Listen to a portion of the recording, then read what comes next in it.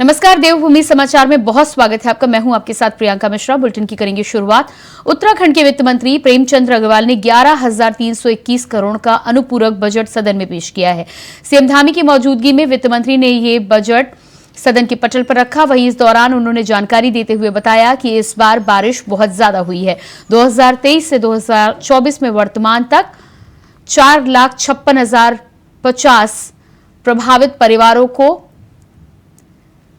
30-40 करोड़ की धनराशि दी गई है। हरिद्वार में सर्वे जारी है। राज्य आपदा भोजन निधि से 301 करोड़ रुपए अग्रिम रूप से आवंटित किए जा चुके हैं। प्रदेश में बारिश के कारण 111 जनहानि हुई है। साथ ही साथ 172 लोग घायल बताए गए हैं। प्रदेश में बारिश से 1344 करोड़ का नुकसान हुआ है।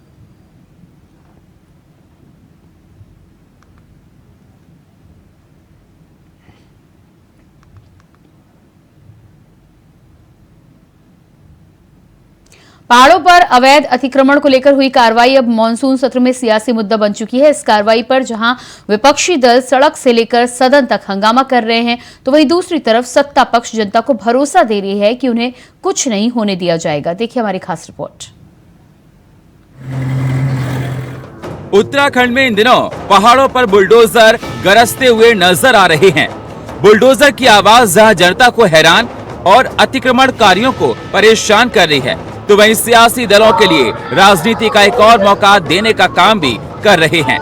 पहाड़ों पर हुई अतिक्रमण हटाओ अभियान की इस कार्रवाई को सत्ता पक्ष हाईकोर्ट का निर्देश बता रही है, जिसमें प्रशासन की तरफ से इस कार्रवाई को अंजाम दिया गया है। लेकिन जनता की परेशानी को लेकर विपक्ष हल्ला बोल रहा है। अतिक्रमण पर हो रही कार्रवाई पर खुद सीएम पुष्कर सिंह धामी का कहना है कि ये कार्रवाई हाईकोर्ट के निर्देश पर हो रही है, जिसमें कोई पक्षपात नहीं किया जा रहा है, लेकिन अतिक्रमण पर कार्रवाई जरूर की जाएगी। व्यापारियों पर परेशान नहीं किया जाएगा। वहीं दूसरी तरफ इस कार्रवाई पर कांग्रेस सरकार पर दोहरी नीति पर आरोप लगा रही है। कांग्रेस का आरोप है कि सरकार लोगों के आशियानों और उनके रोजगारों को उजाड़ने का काम कर रही है, जिसका विरोध विपक्ष सड़क पर भी और सदन में भी करेगी। सरकार त्वरित रूप से काम कर रही है। अतिक्रमण के मुद्दे पर मैंने कल भी एक सभी को निर्देशित किया है कि माननीय न्यायालय का जो आदेश है और उसके क्रम में सभी जिलाधिकारियों को हमने निर्देशित किया है। सभी जिलाधिकारियों को कहा है कि इसकी आड़ में जो हमारे सामान्य व्यापारी वर्ग के लोग हैं, आम जनता के लोग हैं, सामान्य जनता के लोग हैं, उत्तराखंड के रहने वाले किसी भी व्यक्ति को अनावश्यक रूप से परेशान न किया जाए। अलबत्ता ये जरूर हमने कहा है कि सरकार ने जो अतिक्रमण का अभियान चलाया था, वो जो है जंगलों के अंदर जो ऐसे प्रतीक स्थल खड़े कर दिए गए थे जिनके नीचे कोई अवशेष प्राप्त नहीं हुए हैं, वो हमारा अभियान है कि फॉरेस्ट लैंड पर ऐसे जितने भी अतिक्रमण है उनको खाली करवाएंगे। लेकिन साथ साथ मैं यह भी आश्वस्त करता हूँ सभी को कि इसकी आड़ में किसी को भी अनावश्यक रूप से परेशान नहीं किया जाएगा, जब तक कि यह सुनिश्चित न हो जाए कि यह निर्माण पूरी तरह से अवैध है। उसको ठीक प्रकार से जिलाधिकारी सुनिश्चित करेंगे। अतिक्रमण के नाम पर पहाड़ को तराई को उजाड़ा जा रहा है। जब मर्जी आए बुलडोजर निकाल कर लोगों को तोड़ दिया, हटा दिया जा रहा है। आपदा से पूरा प्रदेश त्रस्त है और सरकार सोई हुई है। पिछले गेहूं की फसल में जो आपदा से लोग ग्रस्त रहे उनको मुआवजा नहीं मिला। इस बार पूरे प्रदेश में आपदा है, बागवानी है, लोगों के घर टूट गए हैं, मुआवजे की कोई व्यवस्था नहीं है। 6 महीने से बेरोजगार धरने पर बैठा है सीबीआई की मांग को लेकर। अब तो हकम सिंह जैसे मुख्य अभियुक्त भी छूट गए हैं सरकार की लचर कमजोर पैरवी के कारण। तो सीबीआई की मांग क्यों नहीं? आज जो है उपनल कर्मचारियों प्रदर्शन कर रहे हैं, क्यों उपनल कर्मचारियों को निकालने में सरकार आमदा है? तो मेरा ये कहना है कि सरकार उत्तराखंड के, चाहे युवा की बात हो, चाहे महिला की बात हो, चाहे किसान की बात हो, चाहे हमारे छोटे व्यापारियों की बात हो, चाहे जो है कानून व्यवस्था की, कहीं पर भी जो है सफल नहीं दिखाई देती। अतिक्रमण को लेकर की गई कार्रवाई पर जनता की सुध भले ही नेता अपने बयानों में दिखाने का काम कर रहे हों, लेकिन धरातल पर जनता की इस परेशानी का कोई हल होता नहीं दिख रहा है। ऐसे में ये तय है कि पहाड़ हो या मैदान, अवैध अतिक्रमण पर धामी सरकार का बुलडोजर गरजता हुआ नजर आएगा। अभय कैथुरा, इंडिया वॉइस, देहरादून। उत्तराखंड विधानसभा के मानसून सत्र के दूसरे दिन भी विपक्ष के हंगामे के साथ सत्र की शुरुआत हुई। कांग्रेस के सभी विधायकों ने प्रदेश के विभिन्न मुद्दों को लेकर जमकर प्रदर्शन किया। कांग्रेस विधायकों ने सरकार पर विपक्ष के सवालों से बचने का आरोप लगाया है। साथ ही साथ उप नेता प्रतिपक्ष भुवन कापड़ी ने बताया है कि सत्र की अवधि को बढ़ाए जाने, आपदा प्रभावितों को उचित मुआवजा दिए जाने समेत विभिन्न मांगों को लेकर धरना प्रदर्शन किया जा रहा है। वहीं वित्त एवं संसदीय कार्य मंत्री प्रेमचंद अग्रवाल ने बताया कि सत्र की अवधि बिजनेस के मुताबिक रखी गई है। सरकार विपक्ष के हर सवाल का जवाब देने के लिए तैयार है।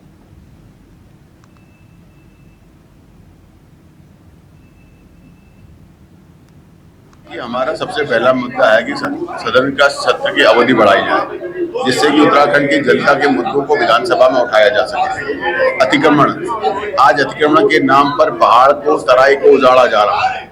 जब मर्जी आए बुलडोजर निकाल कर लोगों को हटा दिया जा रहा है। आपदा से पूरा प्रदेश त्रस्त है और सरकार सोई हुई है। पिछले गेहूं की फसल में जो आपदा से लोग ग्रस्त रहे उनको मुआवजा नहीं मिला। इस बार पूरे प्रदेश में आपदा है, बागवानी है, लोगों के घर टूट गए हैं, मुआवजे की कोई व्यवस्था नहीं है। 6 महीने से बेरोजगार धरने पर बैठा है सीबीआई की मांग को लेकर। अब तो हाकम सिंह जैसे मुख्य अभियुक्त भी छूट गए हैं सरकार की लचर कमजोर पैरवी के कारण। तो सीबीआई की मांग क्यों नहीं? जानते हैं कि जिस प्रकार से हमारे कार्यमंत्रणा समिति में हमने सारा विषय रखा और बहुत स्पष्ट तौर पे मैंने उस दिन भी कहा था, मैं आज भी आपके सामने दोहरा रहा हूँ कि जो हमारे पास बिजनेस है उसके मुताबिक हमने जो कार्यमंत्रणा समिति में विषय रखा उसी के अनुसार सदन की कार्रवाई संचालित है। हरिद्वार जिले को आपदाग्रस्त घोषित करने के लिए कांग्रेस विधायकों ने विधानसभा में धरना दिया है और नारेबाजी की है। कांग्रेस विधायकों की मांग है कि पूरा हरिद्वार जिले को आपदाग्रस्त घोषित किया जाए, किसानों के बिजली पानी के बिल माफ किए जाएं। कांग्रेस विधायकों ने कहा है कि जिले के प्रभारी मंत्री सिर्फ हवाई घोषणा कर रहे हैं, धरातल पर कुछ भी राहत किसानों और स्थानीय लोगों को नहीं मिल पा रही है।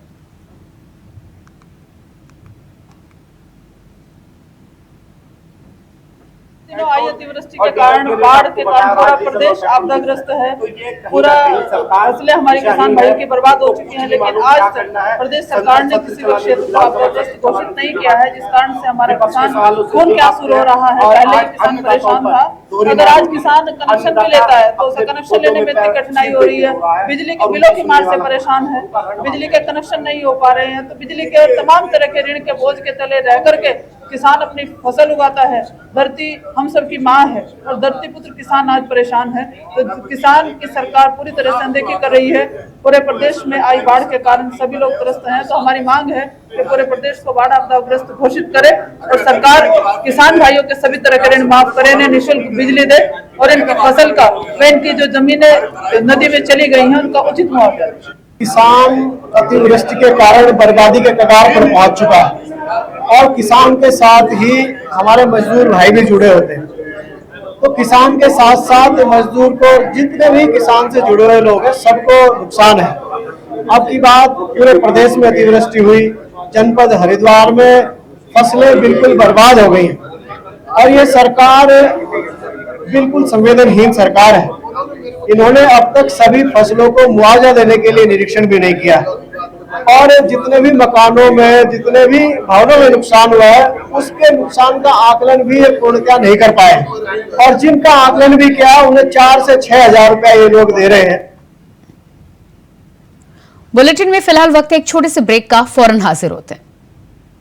दिल्ली में G20 की होने वाली बैठक के चलते उत्तराखंड में सुरक्षा के मानक कड़े कर दिए गए हैं। इस बैठक में चलते ही केदार घाटी को 7 सितंबर से 11 सितंबर तक फ्लाई जोन घोषित कर दिया गया है। आईजी गढ़वाल के KS नागियाल ने कहा है कि उच्च निर्देशों के तहत कदम उठाया गया है, जिसमें 12 सितंबर से हेली सेवा केदार घाटी में शुरू की जाएगी। अभी कुछ एक यात्रियों के द्वारा मुझे सूचना दी गई कि जो है हमारे जो नियमित केदारनाथ जी के लिए जो फ्लाइट थी हेली सेवा उसमें निरस्त कर दिया गया। तो इसके रिगार्डिंग मैंने जब पूछताछ की गई तो वहाँ पता चला कि 7 तारीख से 11 तारीख तक G20 को देखते हुए वो वहाँ डाइवर्ट हो गए हेली ड्यूटीज के लिए। इसके कारण जो है 7 से 11 तक जो है केदारनाथ जी के लिए हेली सेवा बाधित रहेगी। तमिलनाडु के मुख्यमंत्री के बेटे उदयनिधि की तरफ से सनातन धर्म को लेकर दिए गए बयान के बाद वाद विवाद थमने का नाम नहीं ले रहा है। ताजा मामला हरिद्वार से सामने आया है, जहां सनातन परिषद के कार्यकर्ताओं ने प्रदर्शन कर उदयनिधि का पुतला फूंका और उदयनिधि को पद से हटाने की मांग को लेकर एक ज्ञापन सिटी मजिस्ट्रेट को सौंपा है।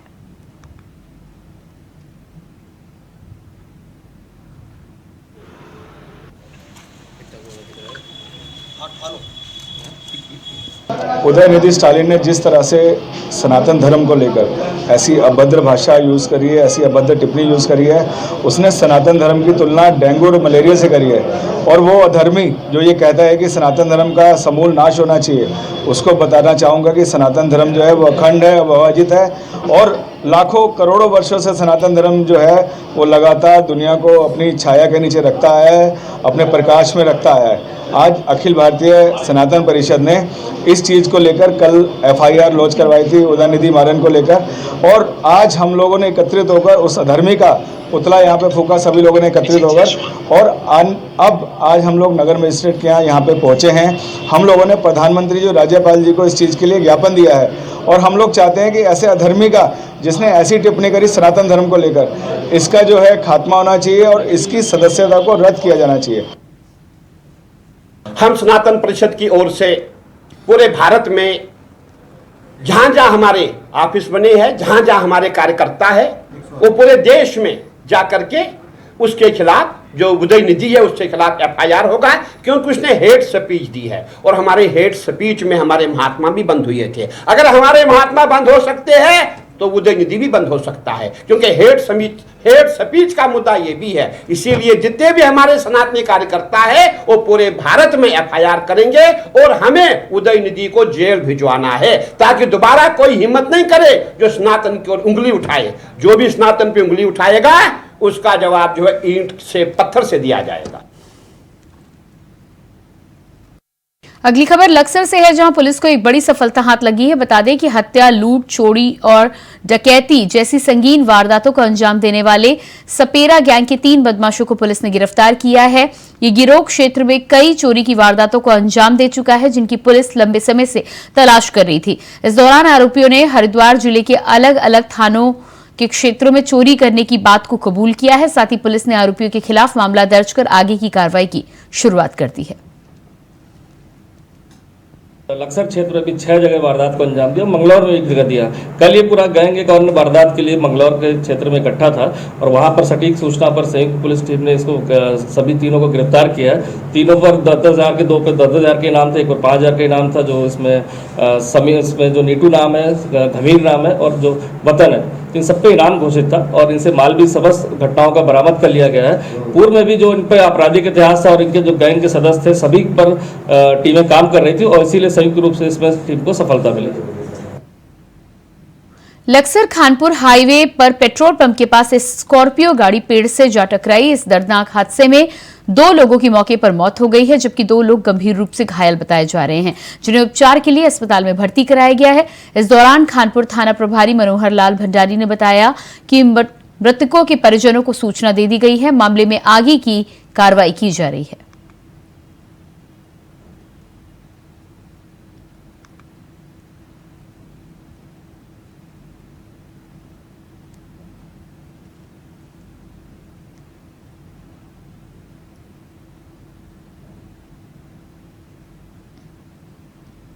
खबर लक्सर के हेड्रग से है, जहां नारकोटिक्स विभाग ने छापा मारकर एक मेडिकल स्टोर से नशीली दवाइयों के साथ ही एक आरोपी को गिरफ्तार किया है।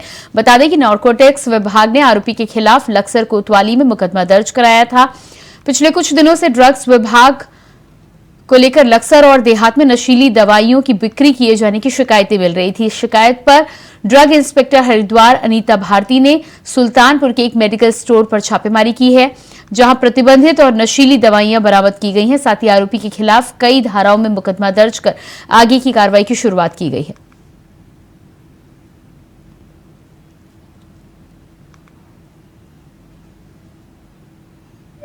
मॉर्निंग टू इवनिंग आप पूरा हम लोगों ने पुलिस के साथ एंटी नार्कोटिक टीम और CO लक्सर जी के निर्देशन पे सारे पुलिस टीम मेरे साथ थी। तो कुछ लोगों की शिकायतें थी जो कि नार्कोटिक दवाइयाँ बेच रहे हैं और कहीं कहीं कुछ स्पूरियस दवाइयों की भी शिकायत हमारे पास थी। तो आज जो है पूरे दिन काम करने के बाद अभी हमें सफलता मिली है। और एक कंप्लेन आई थी, सलाउद्दीन नाम का एक व्यक्ति जो कि सुल्तानपुर पे नशे का कारोबार कर रहा था, और वो अभी मेरे द्वारा जो है पुलिस टीम के साथ पकड़ लिया गया। हरिद्वार में खाने की दुकान चलाने वाले दो दुकानदारों के बीच मारपीट का मामला सामने आया है। बता दें कि दोनों ही दुकानदारों में झगड़ा ग्राहकों को बहकाने और एक दूसरे की बिक्री कम करने को लेकर हुआ है। साथ ही मारपीट का वीडियो अब सोशल मीडिया पर भी वायरल हो रहा है, जिसमें साफ दिखाई दे रहा है कि एक युवक दूसरे शख्स पर करछी और भगोने से वार करता हुआ नजर आ रहा है। जानकारी के लिए बता दें कि मारपीट से सौरभ दुग्गल नाम के व्यापारी को सिर में गंभीर चोटें आई हैं, जिसे निजी अस्पताल में भर्ती कराया गया है। साथ ही पुलिस ने दोनों दुकानदारों के खिलाफ मामला दर्ज कर आगे की कार्रवाई की शुरुआत की।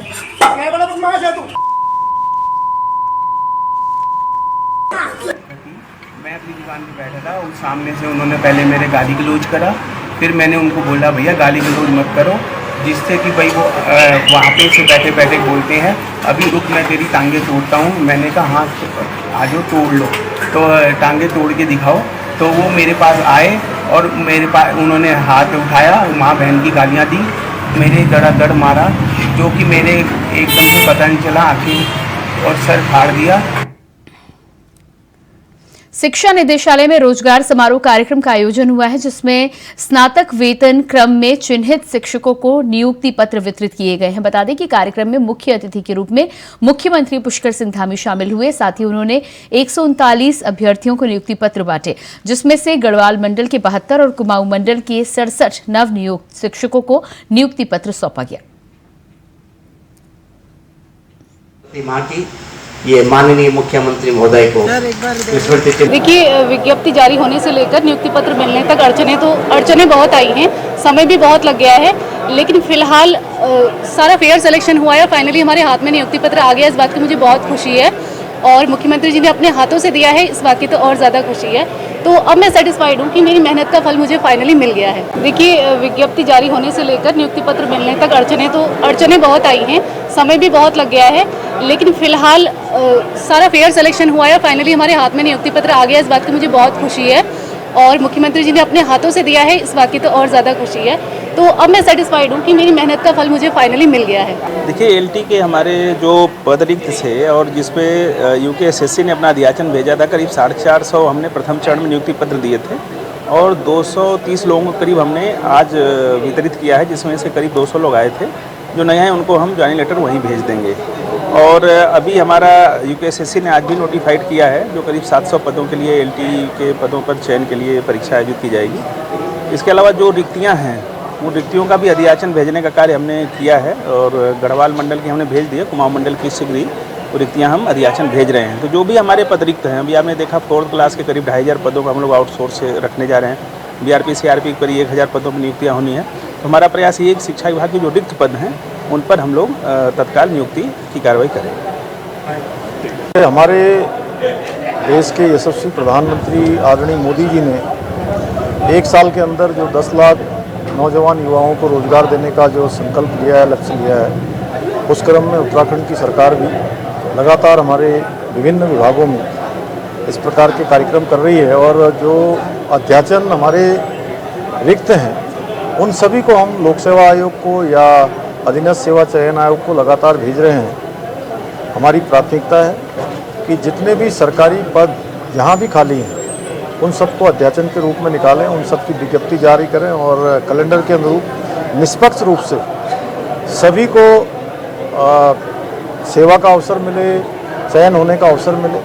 इसी क्रम में हम नकल का अध्यादेश भी लाए थे और आज नकल के अध्यादेश का परिणाम है कि प्रतिभागी जो एक परीक्षा में भाग ले रहे हैं, एक में पास हो रहे हैं, वो 3-3, 4-4 परीक्षाओं में लगातार उत्तीर्ण हो रहे हैं। हरिद्वार की रानीपुर पुलिस ने 2 मोबाइल स्नैचर को गिरफ्तार किया है, जिनके पास से पुलिस ने 13 मोबाइल फोन, 1 बाइक बरामद की है। साथ ही पुलिस ने आरोपियों के खिलाफ मामला दर्ज कर आगे की कार्रवाई की शुरुआत की है।